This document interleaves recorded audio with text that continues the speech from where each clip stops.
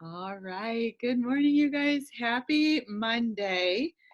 I hope everyone had an amazing weekend. It's been crazy here at the Lamb household. I had this amazing idea that we needed to get a puppy for my bigger dog, Cooper. And boy, I knew it would be a lot of work. And actually, okay, so funny story. I remember telling, because my husband's like, big mistake. Like, life is so good. Why are you ruining it?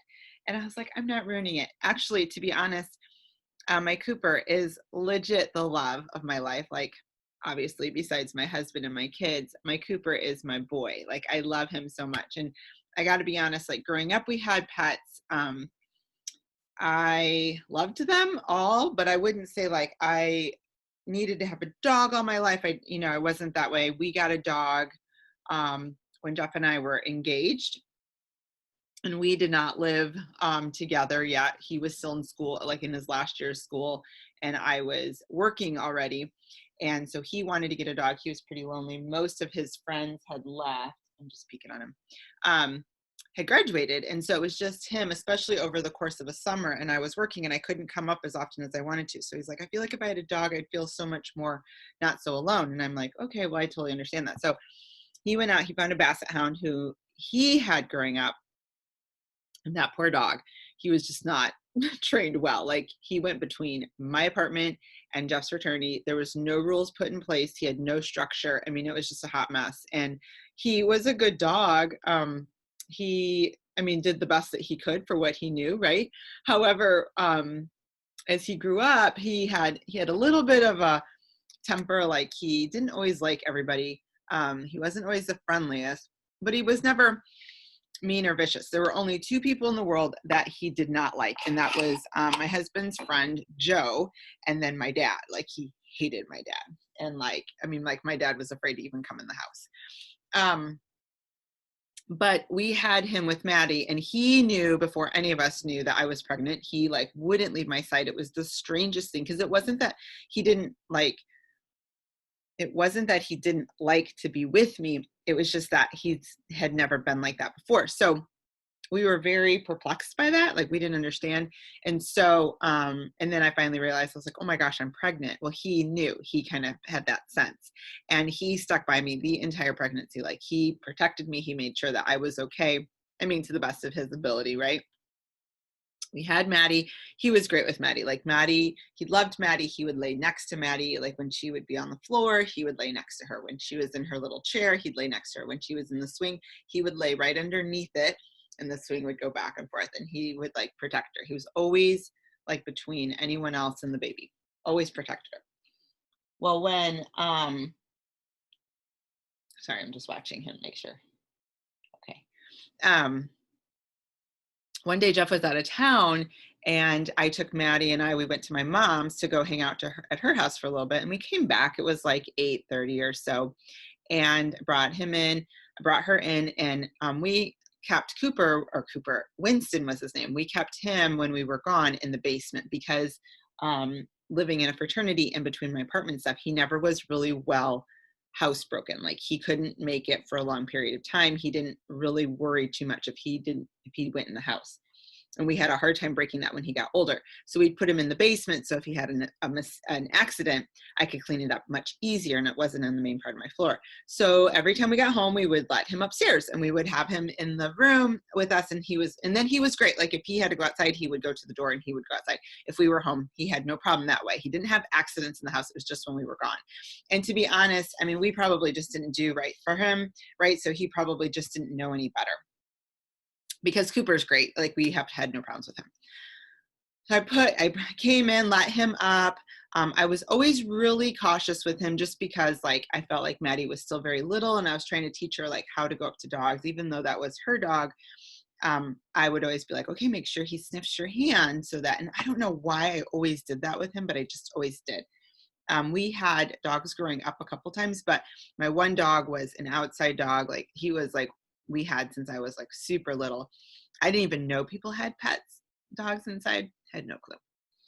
He was a beagle, and he was kind of like for my stepdad to go hunting with and stuff, but he had a house outside. But in his defense, he was a farmer from South Dakota. They didn't have domestic animals in the house either. So even their barn cats were outside. So he didn't know any better, but he made a nice little house for him, and he had hay in there, and it was really like, and then he had this long leash so he could go like all over, and he would run amok in the fields behind us because we lived in a big field area back then. And so he would just do all that. Sorry, he's like a biter, you guys. Oh my gosh. Okay, so anyway, that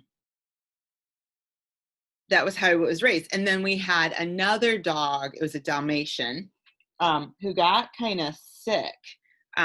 He had like some rash or whatever, and so we had to put him down. That was really tough too. But the rest of the pets we had were cats.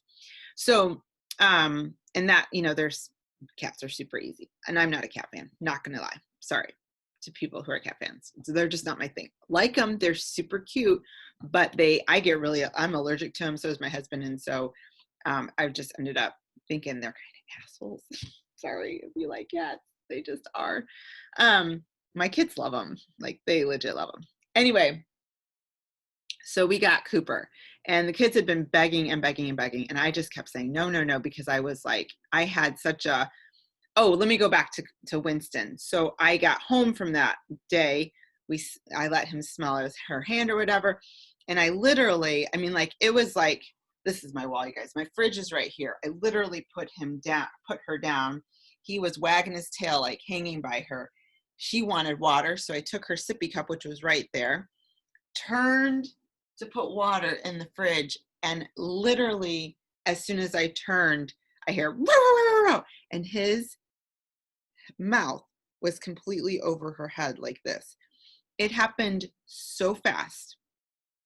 She didn't even know what was going on. I literally like threw the cup and I scooped her up, and I'm not gonna lie, you guys, it scared me so much. I peed myself. Like, it was the scariest thing, one of the scariest things I'd ever have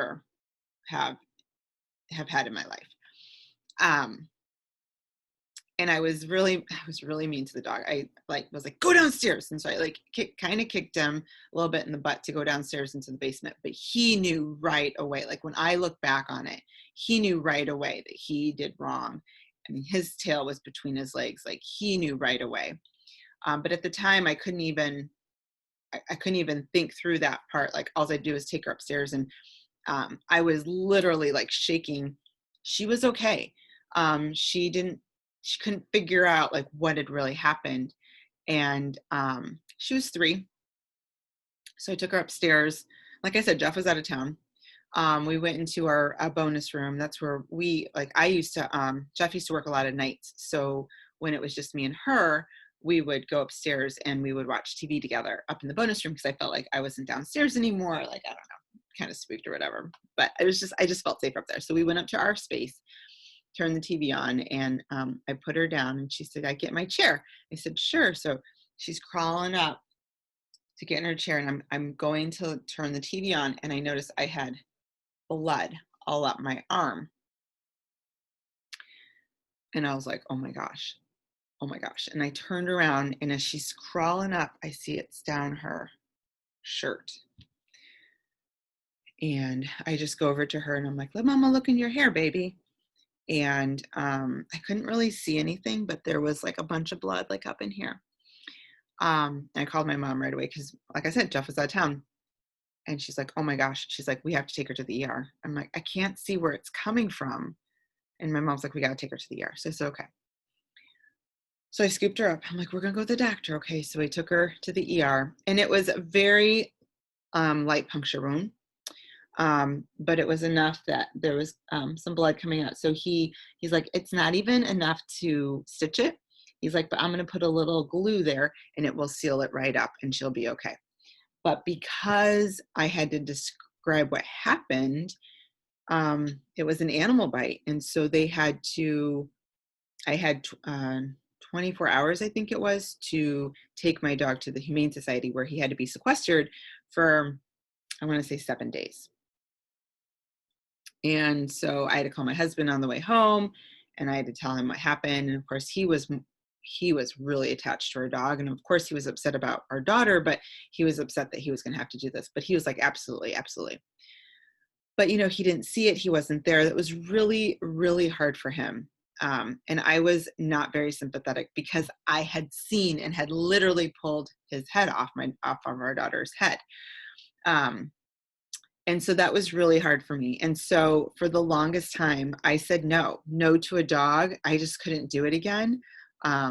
Actually thinking about it, it's got me all emotional again, but I just couldn't do that. I couldn't go back there. And so when the kids asked and asked and asked, I'm like, I just don't have time for it. We are busy people. We just don't have time for a dog, blah, blah, blah.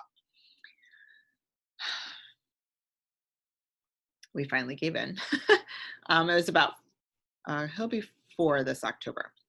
And literally Cooper is the light of my life. I just love that dog so much. He is my best friend. And actually I get real emotional because I think like the kids didn't have him most of the time growing up. So, but they love him so, so much, but they're going to leave.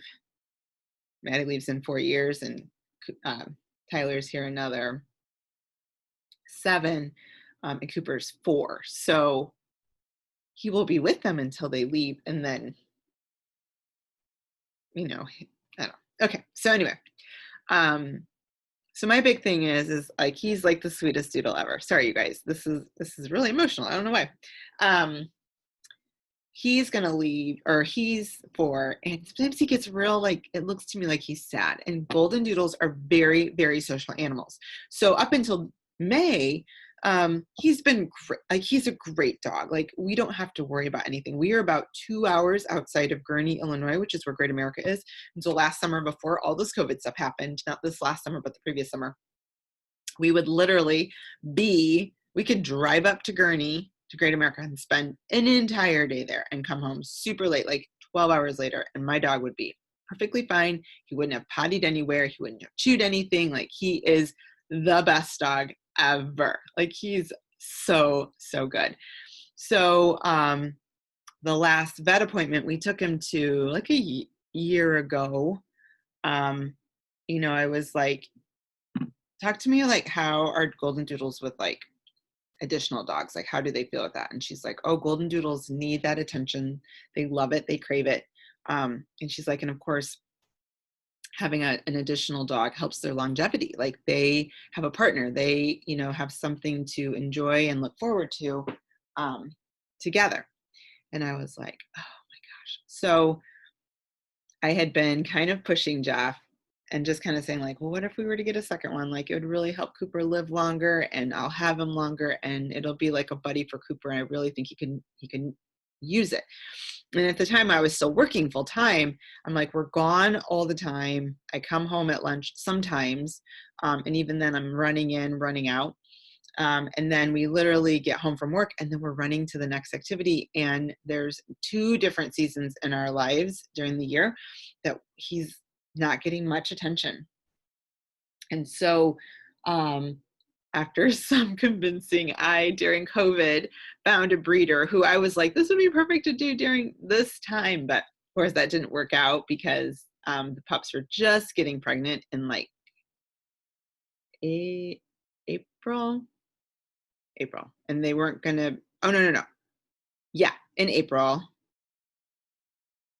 They would be born in July. And then of course you have to wait 7 to 8 weeks for them to, so 2 more months. So here we are, September, and we went and got our little guy on Saturday. And I'm not going to lie, he is the cutest thing. I would totally hold him up, but he's sleeping and we're going to leave it like that because I've got a busy morning. So Saturday was great because he was brand new, right? He's been great. I cannot complain, you guys, seriously. But yesterday was, we did our thing. It was interesting. And actually he did really well. Sleep-wise, he didn't do too bad. He slept for about a good 4 hours the second portion of the night. And maybe 5 hours.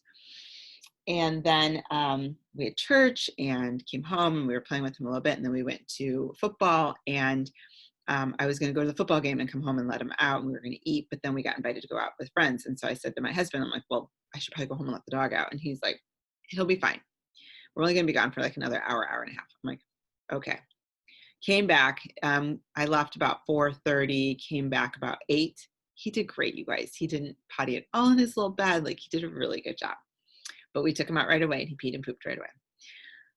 Last night he did really well. Jeff put him to bed like about 11:30. Came to bed. I thought I'd hear him about 1:30. He slept until 4:30. So I could not complain. So I went ahead and got up to take him out, and then I went to go lay back down. Well, I knew my alarm was going to go off in about 20 minutes by the time I laid back down.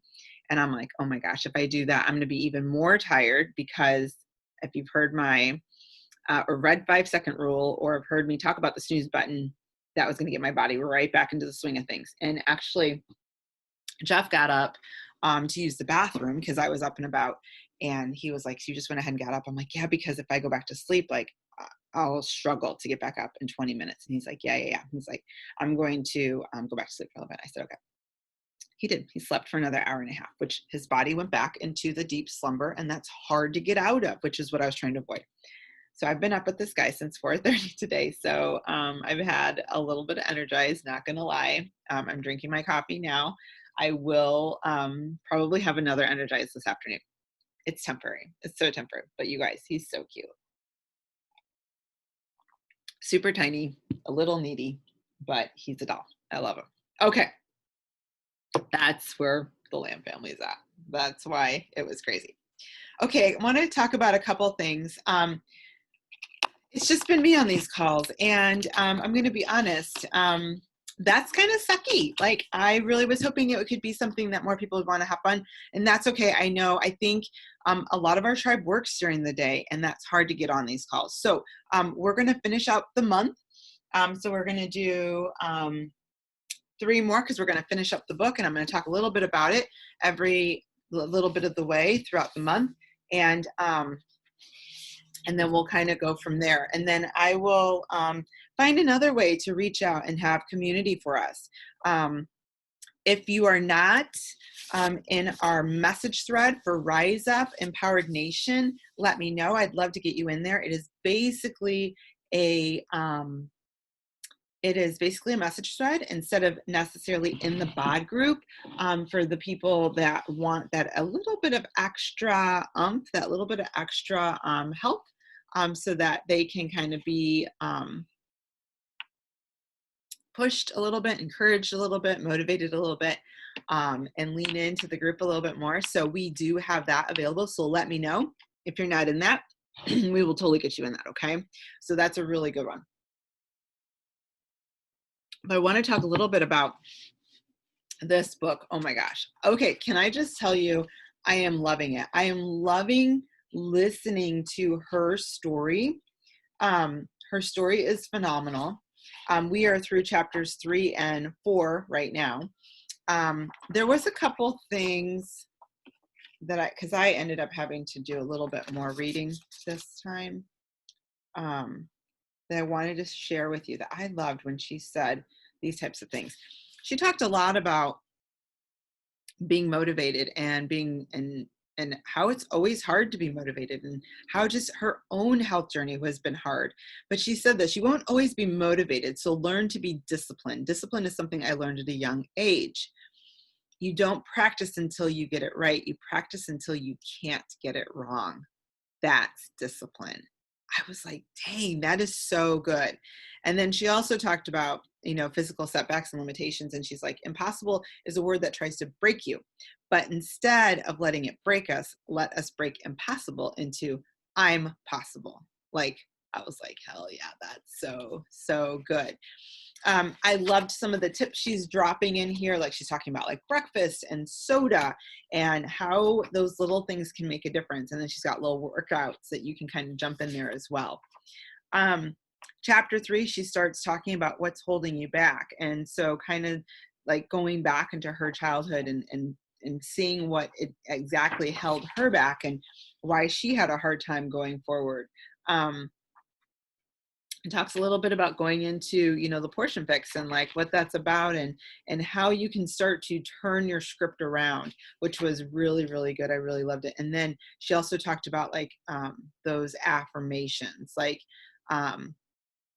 why are you doing it, right? Like you are doing it and what you believe in yourself, and getting rid of that negativity. That banishing the negativity committee was awesome. I loved that. And you could see Carl's change when he went through 21 Day Fix, which was really, really good.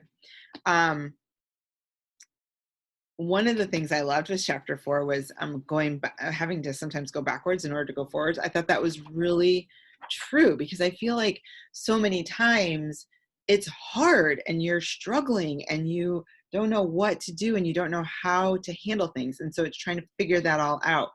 And so really it's like taking those baby steps that goes forward. And one of the things that I've heard, and I always find so true, is that you don't have to see the full staircase to take the first step. I mean, like, that is so true, right? Like, you don't have to see what the top of the stairs looks like and where you're going to be headed. If all you need to do is, it's just a step at a time, step at a time, step at a time, and you're going to get to the top. You are, but it's just baby steps, working your way up, working your way up. So this, I just felt was such a good, I love it because it's simple. She breaks things down. It's nothing too crazy where she's, kind of like talking to you about all kinds of different things. It's really just about how you can really just dig into some of the basic stuff, and how simple changes, simple mindset shifts, and simple steps can make a difference in your world. Okay, so next week on the 21st, I just want to make sure we're going to be good to go here. Yeah. Next week on the 21st, we're going to read chapters 5 and 6. And then on the 28th, we'll read chapter 7. And then you can start to look at part 2, where it's the crazy plan and recipes and workouts and stuff like that. But it's really like, if you guys look at it, I mean, it's really half of the book is,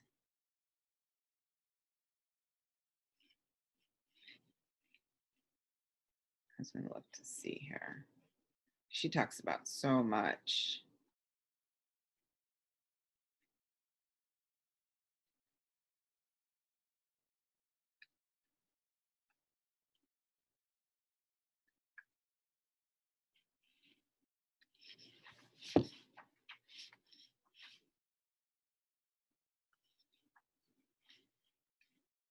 Okay, yeah, it goes to like page 91, you guys. It's not bad. It's not bad. And it's a bigger font. I don't know if everyone's book is like this, but it goes really, I mean, that's not the best, but it goes really fast. Like, it's a really good book. I actually like to read while I'm like eating, or reading like 10 pages before I go to bed too. That's really good too. So, all right, you guys, I'm going to wrap up today. Because no one's hopping on, I'm not quite sure if the other additional topics are even necessary. So I'm just going to kind of talk about the book, and we'll wrap that up. And if we find another way to make this work, or you have ideas for those of you who are watching it that would work for you, or if you feel like an evening time would be better, I'm up for suggestions. I'm just looking for ways I can make this more of a community, more of an empowered nation of women that are willing and wanting to make changes and make it the best of their lives. So I love you guys. I hope you have an amazing day. And honestly, no hurt feelings by this, please. And maybe nobody's going to hear this. I don't even know, but I want people to know, like, I'm just wanting to bring more value to you guys. So I'm open for ideas, open for thoughts, and it's okay. We you know what, okay, last thing. Okay, I promise, last thing. Michael Jordan had a quote, and I'm actually going to look this up because I was actually talking to Ty about this yesterday. So yesterday, Tyler's football team played a crazy, amazing elite team from Chicago. Like, they recruit people from the north suburbs down to the south suburbs. And it's literally, let me find this right quote, you guys. It's literally the craziest Is this it? Yeah. Um, it was they were crazy good, like crazy good. So we knew we were going to go in there losing. We already knew we were going to lose the game, but they went out there fighting. Like they went out there fighting to give it their all. And we ended up losing 39-0, but we had some great, a couple of great plays, tied a couple of great plays. But one of the things he did is he's learning to be a quarterback. This is his first year being a quarterback, and they needed the first string quarterback to be the running back. So they pulled Ty in for quarterback. And I got to be honest, like Ty last year was afraid to hit. Like he didn't even want to really be in the game. Like he liked it, but he was nervous and scared. So this year it's been like a 180. He loves it. He wants to get hit. He wants to do the hits. He wants to just get in there every possible way he can. And so he took a pretty big fumble. And he said, but I mean, okay, so the guy tackled him. And he was literally midair trying to hold on to the ball. And of course, he just didn't have it tucked in well enough. And that's just a matter of learning. The more times you do it, what does Autumn say? You do it so many times you can't get it wrong. You just keep practicing, And he literally came off the field like this, like, oh my gosh, what did I do? And he looked at me and I'm like, it's okay. It's okay. Like, it's okay. One, because it's a Pop Warner football game. Two, he's learning. And three, he's coming out of there with more knowledge than what he went into it. And so when I talked to him later, he's like, I can't believe I did it. I'm like, dude, it's okay. I'm like, think about the Michael Jordan quote that's up in your bedroom. Okay. And I'm going to read it to you. I've missed more than 9,000 shots in my career. I've lost almost 300 games. 26 times I've been trusted to take the game-winning shot and missed. I failed over and over again in my life, and that is why I succeed. Because you go out there with the confidence that I'm going to try again. You get up and you try again. And that's what makes you successful. That's what makes you the winner. That you just get up and you go back out and you try it again. So whatever you're doing in life, whatever obstacles coming your way, just get up and try again. And you'll be so surprised by how you will win in the end. All right. Love you guys. You guys have a great day and we'll talk to you later. Bye.